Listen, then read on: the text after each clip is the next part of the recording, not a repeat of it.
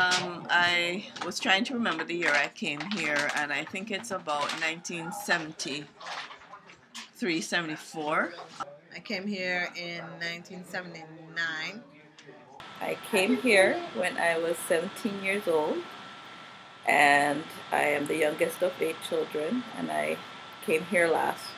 We had the opportunity of migrating to this country because myself and your mom were the last ones in Jamaica, and I forget what the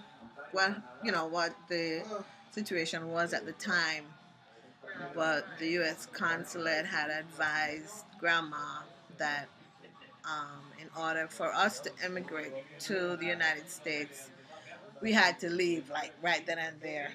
Um, my father died when I was 12 years old, and that was pretty devastating for me. But I still remember him to this day, and it seems like he's still here. Did you miss your family when you're away off naturally, right? Of course, I miss everybody. And you used to come home every year, almost every year, and everybody was all excited. And then when you would go to the airport, we would all come with you all dressed up to go to the airport. Right. And you would stay, what, several weeks or months We're in New York. in Jamaica when you come on vacation? Several weeks. Because you see, you wasn't here steady. My mother's experience, she kind of paved the way for all of us and made it possible for all of us to be here, and also made it possible for us to have a much better life. Which is not to say that our lives were terrible in Jamaica, because but it's far different. I think you have more opportunities here. You sponsored each of your children one by one and brought them all up into this great United States.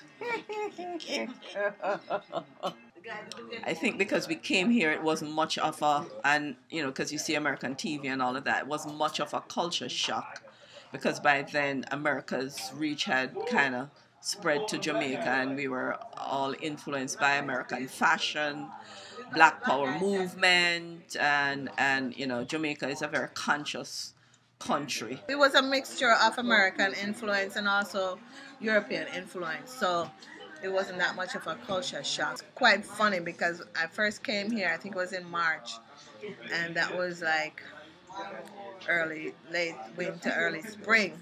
And the first thing I saw when I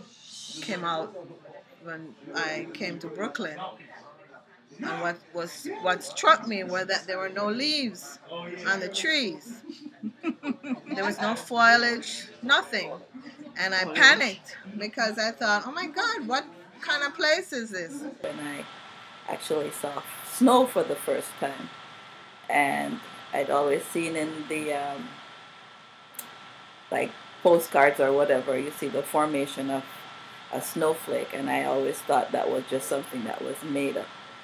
And when I actually saw a snowflake for the first time, it was, wow!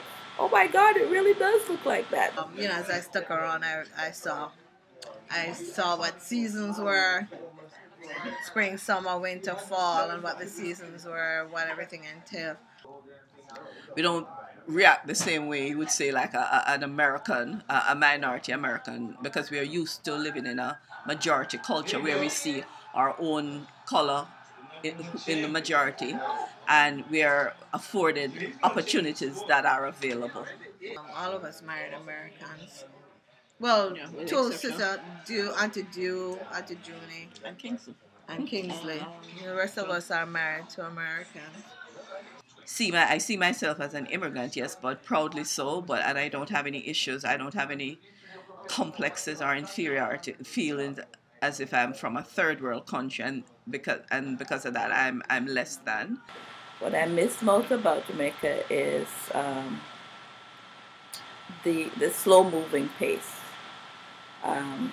It was fun growing up. I never felt, even though there were 8 children, I never felt like I went to bed hungry or I was, mistreated in any way. My parents were both very loving. And like I said, we're pretty we we were raised in a stable household, so Yeah, mother, we're father, everything. educated, intelligent.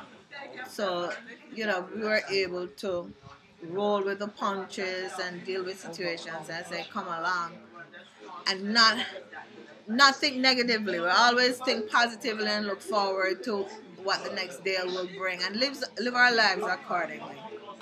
I I miss Jamaica because even though I've been here longer um, than I at the time that I grew up there. I mean, I grew up there for 17 years, but I've been here for 30 plus years. I still see Jamaica as home. But there are people in Jamaica who never leave and would never leave because they love Jamaica that much, and they're doing quite well, and in fact are doing quite better than some of us here are doing. But Jamaica was fun to grow up in. But since I left all that behind, it was something new to look forward to. I got married. I had 4 beautiful children. I now have 2 grandchildren, and it's a beautiful life. And now you have grandchildren and great grandchildren and children who migrated to Canada, people living in Texas, California, New York, and we're all here.